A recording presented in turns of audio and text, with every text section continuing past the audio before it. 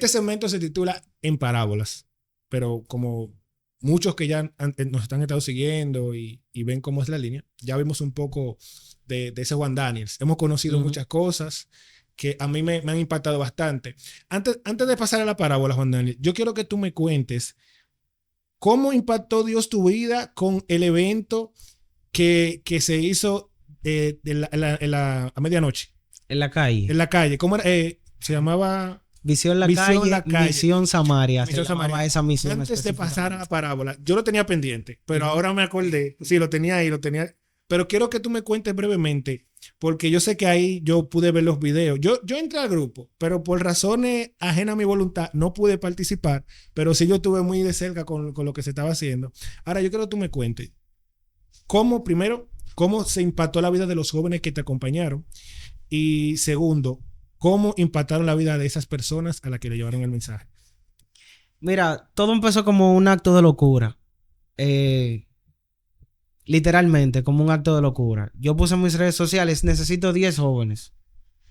Y yo no puse para qué. No.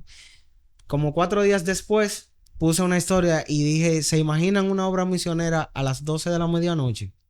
Y tú no quieras imaginar la cantidad de gente que me escribió para decirme que yo estaba loco. Y que ya yo estaba llevando el fanatismo de las redes sociales o que la gente, o sea, la bucadera de view, de que ya yo la estaba llevando de que a otro nivel. De que cómo era posible que yo, tú sabes que te estoy hablando a ti.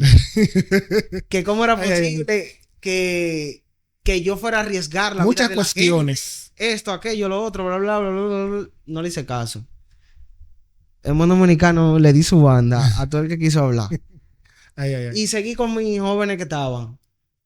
El primer día, cuando yo abrí el grupo, yo estaba esperando 10 jóvenes. Entraron 30. Sí. Y yo estaba esperando 10.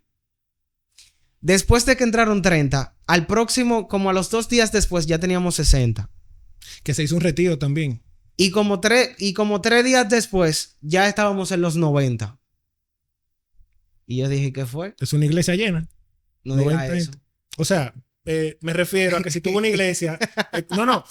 Déjame decirte mi intención. Porque ya estaban diciendo que yo quería hacer una iglesia. No. Mis amores, yo no quería hacer iglesia. Mi intención es que... No, yo te entendí, pero el que me está escuchando ahí, ese o sea, si tú vas a una iglesia con 90 personas, tú no, eso de personas.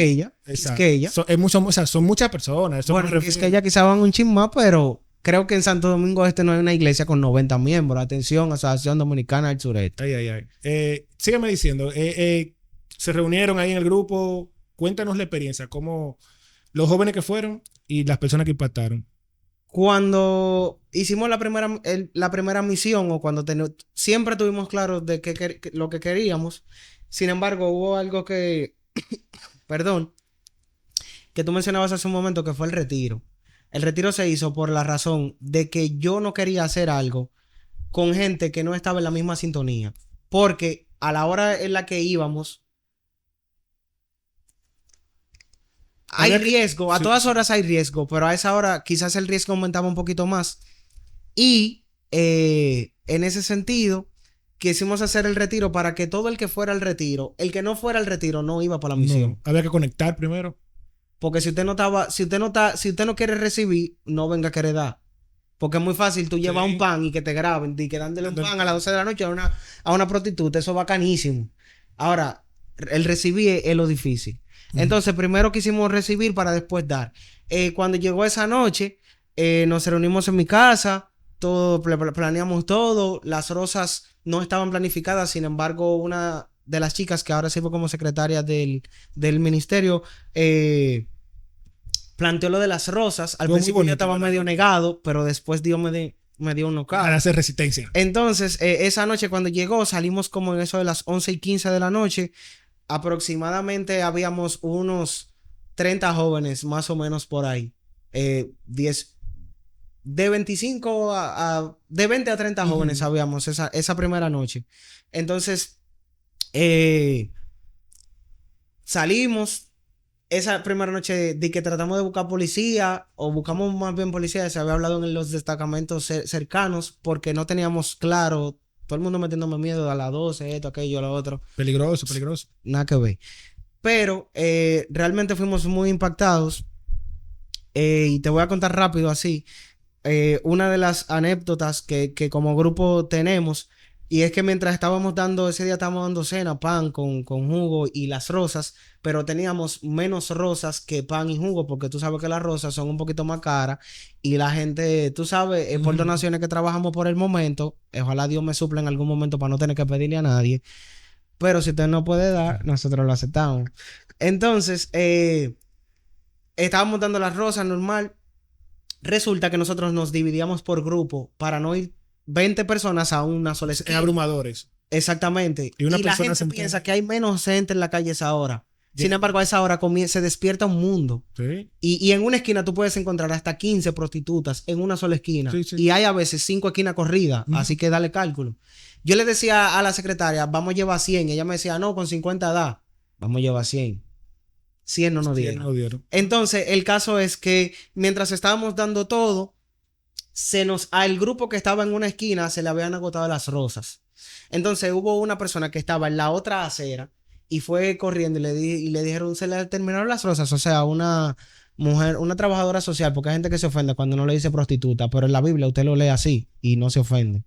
Son prostitutas. Lamentablemente fue lo que ellos eligieron. Y nosotros trabajamos para sacarlas de ahí, pero fue lo que eligieron. Entonces, ella cruzó rápido al grupo que estaba en esa esquina y le dijo, ya no tienen más. Y ellos le dijeron, sí, tenemos pan y tenemos jugo. Y ella le dijo, no, yo lo que necesito es una rosa.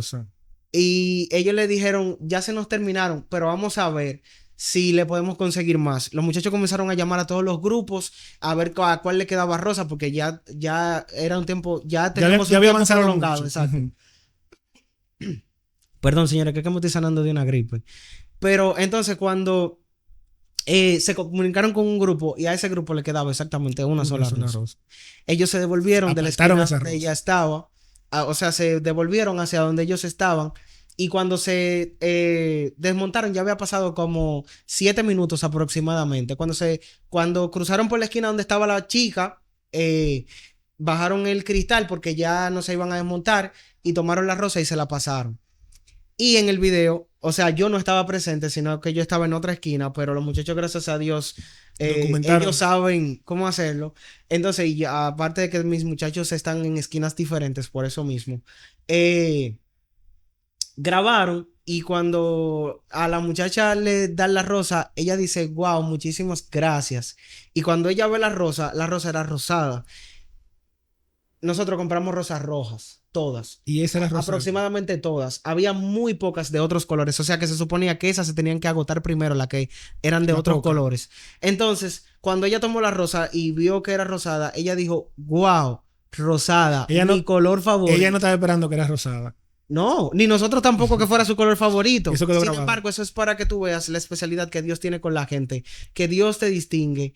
Aún cuando tú piensas que no. Amén. Y después ella dijo, vuelvan para que oren por nosotros otra vez, que sé yo qué, que sé yo cuánto, que lo habla y por ahí se fue.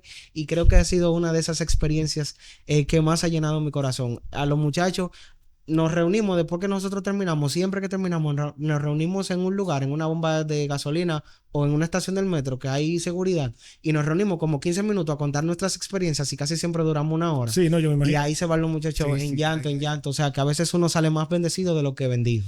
¿Se volverá a hacer en un futuro? Claro que sí, muy pronto, si Dios lo permite. Ya estamos cuadrando. Si Dios lo permite, ya muy pronto volvemos otra vez. Vamos a ver si nos involucramos. Claro que sí, están todos invitados. Todos pueden seguir las cuentas de Instagram, Visión La Calle, y ahí podrán enterarse de todo. Muy bien, ya cerrando, porque tú sabes, no quería irme sin que tú me contaras esa experiencia, porque no es lo mismo verla que contarla. Creo que vamos a tener que dividir en parte 1 y parte 2. Ya, vamos a ver, ¿qué parábola tú nos traes, Juan Daniel? Vamos a ver. Bueno, yo traigo una parábola que para mí es mi parábola favorita. Ok. Se encuentra en Lucas capítulo 15, versículo 11, y es la parábola del hijo pródigo. Ok. Lucas capítulo 15, versículo 11. Es una parábola que me marca. Wow, ¿de qué manera? O sea, creo que pocas parábolas la he leído tantas veces como esta. Realmente. No sé si podemos comenzar a leer. Adelante. Dice el versículo 11, también dijo, un hombre tenía 2 hijos, y el menor de ellos dijo a su padre, Padre, dame la parte de los bienes que me corresponde. Y le repartió los bienes, dice el texto bíblico, y el versículo 13 nos dice, no mucho tiempo después, no mucho tiempo después, juntándolo todo, el hijo menor se fue lejos a una provincia apartada. Y mira, lo primero que me llama a mí la atención de esta parábola es que nos dice que él pidió la herencia, pero él no se fue de una vez. Ok. No se, o sea, recibió su herencia, pero no se fue inmediatamente. El padre pudo darle la herencia. Esta es la herencia que te toca. Pero dice el texto bíblico que algunos días después. Y me llama mucho la atención ese algunos días después. No muchos días después. Perdón, no, ese no muchos días después. Me llama mucho la atención porque hoy es una realidad de muchos de nuestros jóvenes en la iglesia que piden la herencia, pero se quedan. Y nosotros pensamos que cuando un joven toma la decisión de irse de la iglesia, la tomó el mismo día que se fue y no. Sino que es un proceso. Sí, a veces pasa mucho tiempo. Y quizás hace mucho tiempo ya el hijo venía preparándose mentalmente de cómo le iba a pedir la herencia a su padre, después se la pidió, pero después dice que a pesar de que él tenía lo que su padre le había dado, no se había ido todavía. Él todavía no se había ido. O sea, cuando él toma la decisión de irse, ya hacía algunos días que su padre le había dado lo que le correspondía. Sin embargo, el texto bíblico sigue diciendo, no muchos días después, juntándolo todo, el hijo menor se fue lejos, se fue a una provincia apartada y allí desparramó sus bienes viviendo perdidamente. Cuando todo lo hubo malgastado, vino una gran hambruna en aquella provincia y comenzó él a pasar necesidad. Entonces fue y se arrimó a uno de los ciudadanos de aquella tierra, el cual lo envió a su hacienda para apacentar a sus cerdos. Deseaba llenar su vientre de las algarrobas que comían los cerdos, pero nadie le daba. Volviendo en sí, dijo, ¿cuántos jornaleros en la casa de mi padre no tienen abundancia de pan y yo aquí estoy pasando hambre? Me levantaré e iré a mi padre y le diré, Padre, he pecado contra el cielo y contra ti. Yo no soy digno de ser llamado tu hijo. Hazme uno de tus jornaleros. Entonces se levantó y se fue a casa de su padre. Y cuando aún estaba lejos, lo vio su padre y fue movido a misericordia y corrió y se echó sobre su cuello y lo besó. El hijo le dijo al padre, Padre, he pecado contra ti y contra el cielo y ya no soy digno de ser llamado tu hijo. Pero el padre,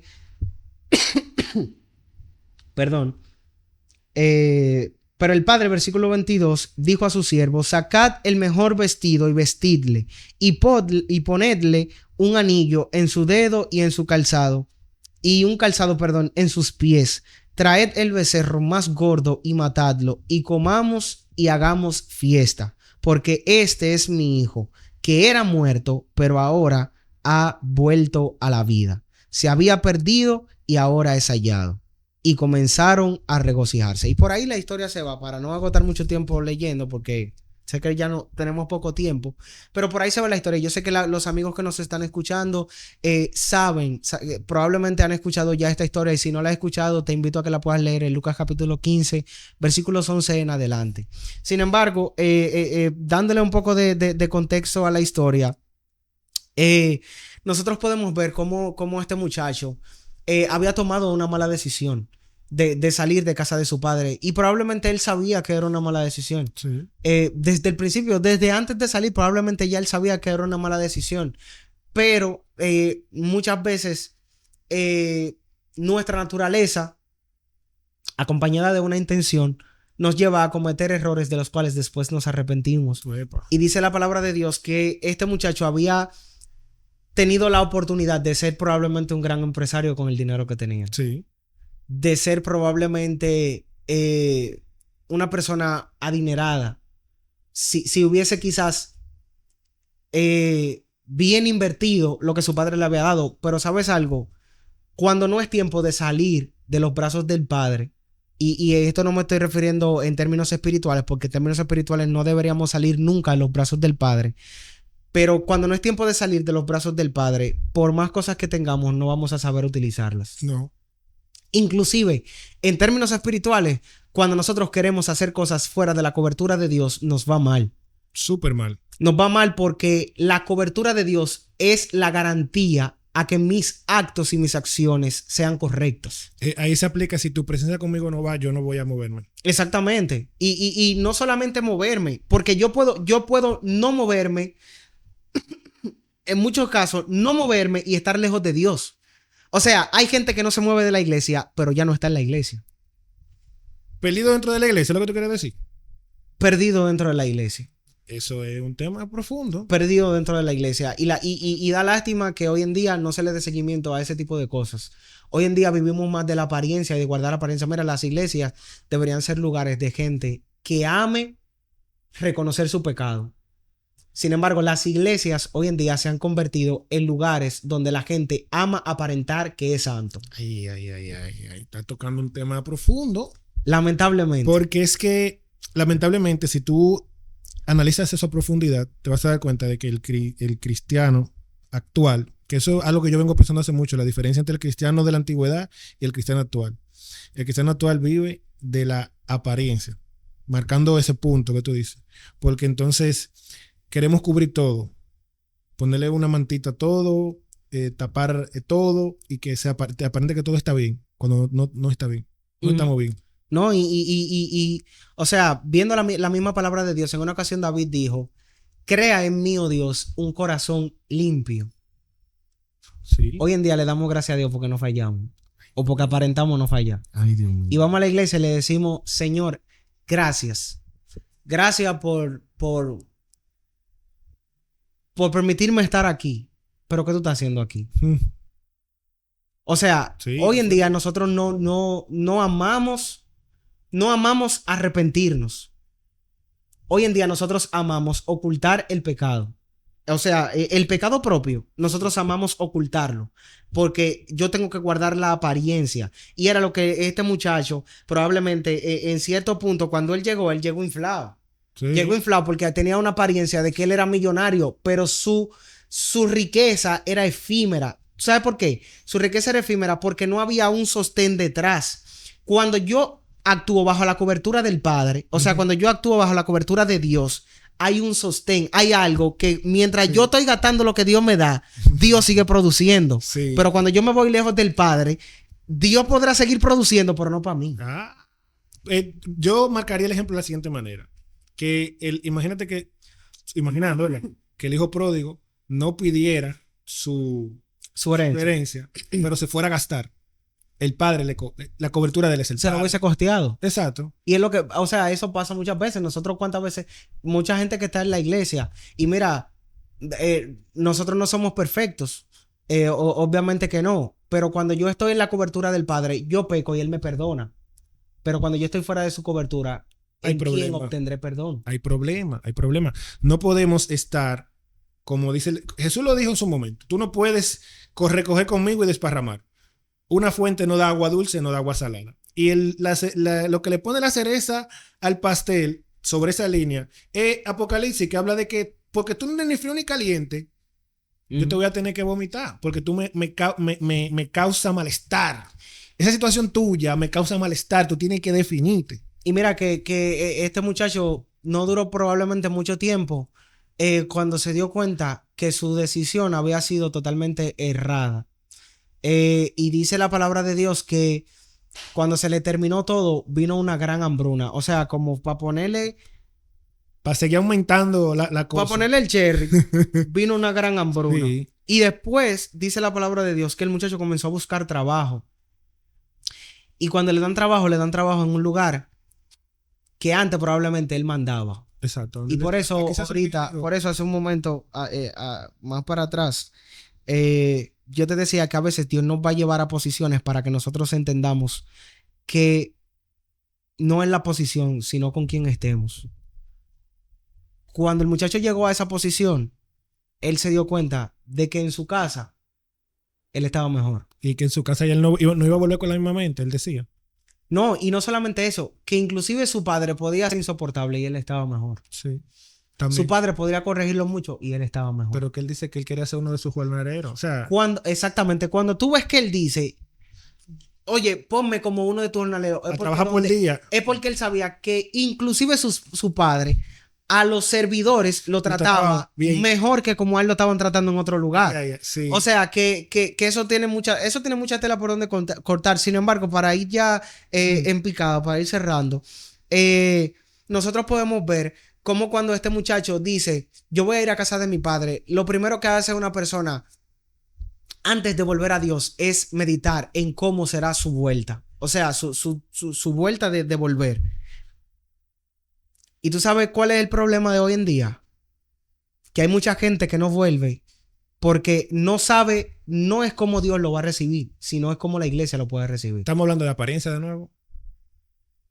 Exacto. Sí, porque... Tú sabes que hay gente que prefiere bautizarse en una iglesia donde nadie lo conozca y que de nuevo. Y después de llegar a su iglesia y decir, ya yo volví. Yo me bauticé. Porque la gente ahí ya lo toma como en otro mundo.